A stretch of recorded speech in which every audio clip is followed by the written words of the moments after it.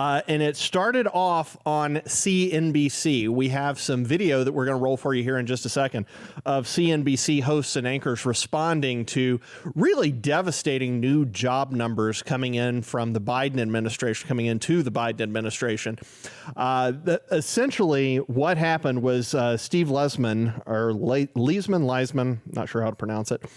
He was live on air when the jobs report came in, and he began interpreting it on air. And I warned Russ and the guys in the booth that I was going to ask them to pause off and on through the video, but I want to run the first part of the video if they've got that queued up right now. Let's run the first part. Whoa. I see 194,000. That is real low. Consensus of 500,000. August was revised up a bit, so 366,000. Let me go to the jobless. So let me pause you there for just a second, and then we'll run the whole thing out. As you can see, he was very disturbed by the 194, and that 194 is 194,000 new jobs reported over the last month. That was a massive, massive miss. As he followed up and said, that's real low. Let me go to the jobless rate. Wow, big decline, 4.8%. They were expecting 5.1. Then they go on to break it down and talk about where jobs retreated from. And we're going to roll the rest of the clip, and then we want to talk with you about where those jobs left and see if we can tease out why they left. I think there's a pretty good explanation for that. Roll it. 194. Whoa. I see 194,000. That is real low. Consensus of 500,000.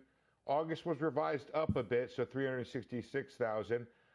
Let me go to the jobless rate. Wow, big decline, 4.8%. 5.1 was expected. Let me go to the B1 table and see if I can find where the jobs were. And I think in this case, where the jobs weren't is what we're trying to figure out. It was definitely a weaker number than expected. With, I think, the factors that were enumerated just before we went into the number being responsible here. You still have the COVID issues. Let me see now. I've got 194 overall. Private is 317. It means there was a big decline in the government here. I'm going to go right down to that as we're talking to find the government area here.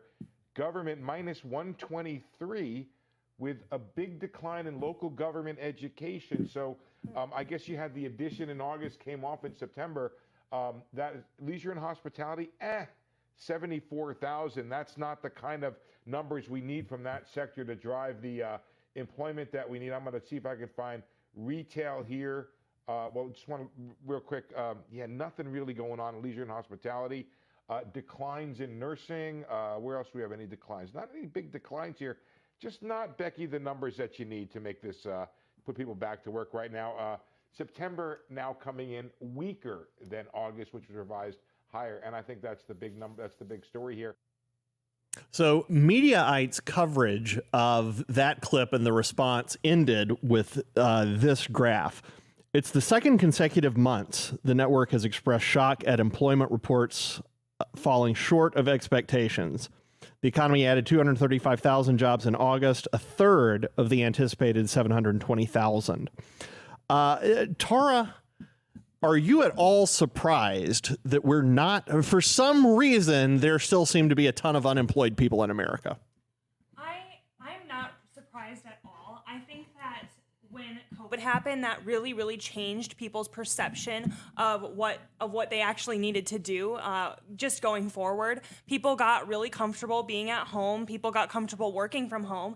And I think people are just starting to realize that they're going to do what they want. Especially when you consider the vaccine mandates and all of these other issues, you have huge swaths of people leaving the workforce. And so I think at this point, there's so many different issues playing at hand here that it's almost a little bit difficult to really pinpoint what exactly it is that is driving people out of the workforce. Because again, we've seen reports that say people are more financially stable after the COVID-19 pandemic rather than less financially stable. And so there's just all of these little tiny factors and details and so many issues that the Biden administration has caused, along with just COVID-19 in general, that I think it really makes it difficult to analyze. But I think from my own perspective is I would assume that people would want to get back to work, because after everyone's shut down and away from COVID-19, I just don't see how it's healthy for everyone to be shut up in their homes for a year and a half.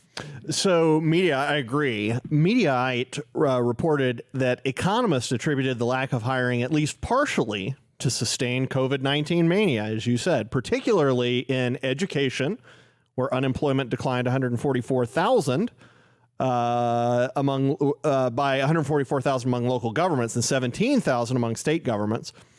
The shortfall may be related to recent reports of difficulty in hiring for certain positions, such as bus drivers, food service workers, or substitute teachers, often lower wage and part-time positions. Cameron, I read that and it sounds to me like, gosh, they're losing jobs in areas where, I don't know, they have vaccine requirements. Yeah, I'll say that too. And another thing that's important to note is the reason why the unemployment rate is down is because the labor force participation rate, I think, declined around horrific. Declined around 6%. It might be a little bit more than that. So less people are wanting to work, just in general, period. A lot of people don't want to work anymore. And the vaccine requirement, it's kind of something where these mandates are slowly creeping up. We're seeing it in the medical field, and it's getting to the point where it's like, how many people are in the state of New York right now are unable to get medical care because it's being short-staffed? That's a serious question we need to be asking. And we can debate the merits of that all day long, but the fact of the matter is, when you impose an additional requirement onto the free market, it makes it tougher for people to work. And we're seeing this because we keep incentivizing unemployment. We keep incentivizing all of this. Yet I bet a lot of the people that are not complying with this vaccine mandate for certain sectors or with their own company, I bet most of them are qualified to do the jobs that they were set out to do. So not only are we going to see a short staff sectors all across the board, we're also going to see the people that are replacing them probably going to be a lower quality, less skilled workforce in general, because all of a sudden now a vaccine is now a qualification skill.